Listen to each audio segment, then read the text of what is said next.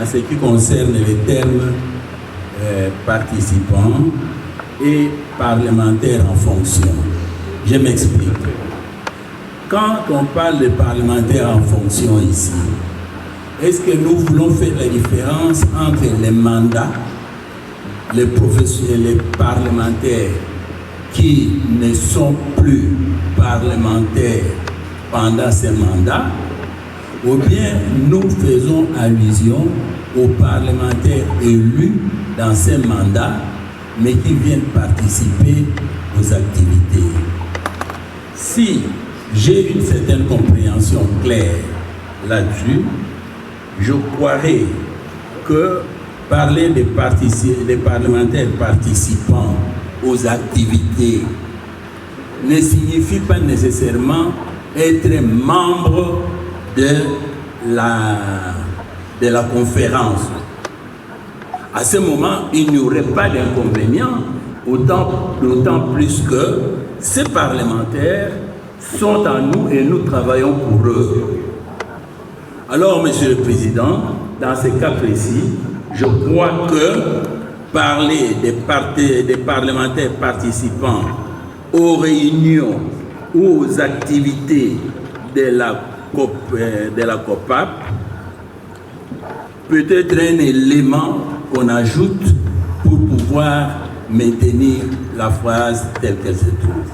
C'est-à-dire qu'on ajoute participer aux activités sans être membre de l'institution.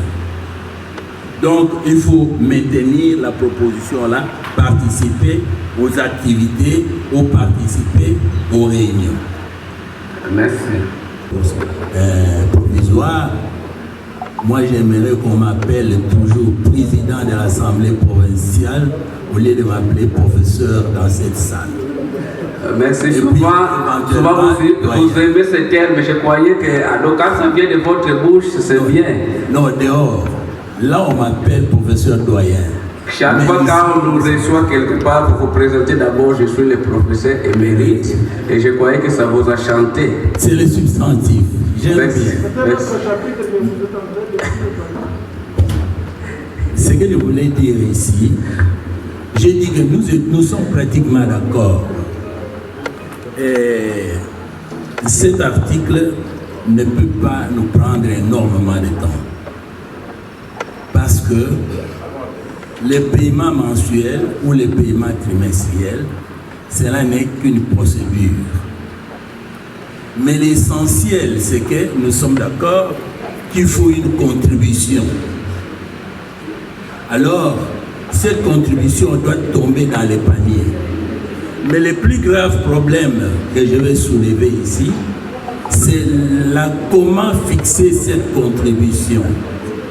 Parce que si on fixe la contribution en termes absolus, comme les paiements varient d'un mois à un autre, il y aura des problèmes. Mieux vaut plutôt fixer ça en termes relatifs, c'est-à-dire en termes de pourcentage.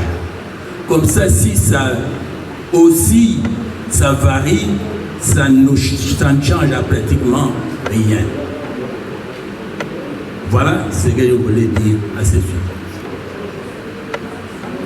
Personne ne connaît tout, comme personne n'est trop vieux pour apprendre. Alors, quand je parle de problèmes entrepreneuriat, ça n'a rien à voir avec l'économie pure. Quand je parle d'entrepreneuriat, ça n'a rien à voir avec la gestion pure. Il y a une différence. Ça, je l'ai dit. C'est pourquoi, quand je dis entrepreneuriat, ça signifie l'esprit d'un Congolais qui, dans son environnement, sait que il y a des mangues, il y a plantation de mangues, mais il peut transformer des mangues en jus de mangue, il peut transformer cela en entreprise qui vend des mangues, il peut transformer ça en entreprise qui fait l'emballage des mangues. Ça, c'est de l'entrepreneuriat, c'est-à-dire la transformation. C'est ce qui nous manque ici. Alors, partant de là, quand on est en train de produire du cuivre en état brut ici, la transformation du cuivre, ce n'est pas de l'économie puriste, mais c'est de l'entrepreneuriat managérial.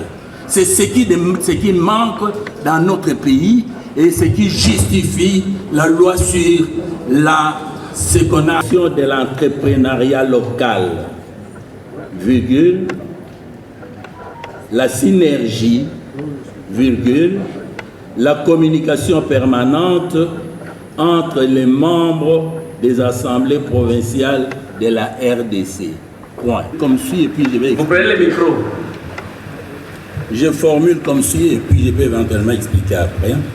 Favoriser la création de l'entrepreneuriat local, la synergie, la communication permanente entre les membres des assemblées provinciales de la RDC. Si j'ai parlé de l'entrepreneuriat ici, c'est parce que les assemblées jouent le rôle d'autorité budgétaire. Dans ce sens-là, ça signifie qu'on doit créer de l'argent. On crée de l'argent par des entreprises. Et au niveau de l'Assemblée, c'est par des édits.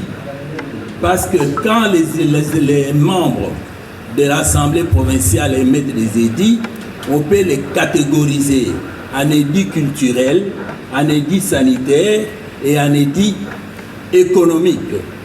Il n'y a pas suffisamment d'édits économiques qu'on est en train d'émettre. Et on émet ça en favorisant l'esprit d'entrepreneuriat, en favorisant la petite et moyenne entreprise, en favorisant des lois telles que la loi sur la sous-traitance. C'est pourquoi j'ai dit, à l'exemple de cette intervention, de cette loi sur la sous-traitance, les assemblées peuvent aussi. Nous avons, vous voulez... Point 4, oui, l'honorable avait... Point de vue, en félicitant les apports des collègues sur la définition des objectifs, je m'aperçois que nous avons parlé de tout, sauf suffisamment de ce qui définit quand même le rôle qui nous appartient. C'est-à-dire que les assemblées sont autorités budgétaires au niveau de la province. C'est qu'ils doivent faire un apport économique dans l'élaboration des budgets et consorts. Mais en parcourant les objectifs qui sont là, j'ai l'impression qu'on a omis cette préoccupation. C'est pourquoi, pour être plus concret et plus objectif, je m'en vais ajouter une formulation au niveau du point 4.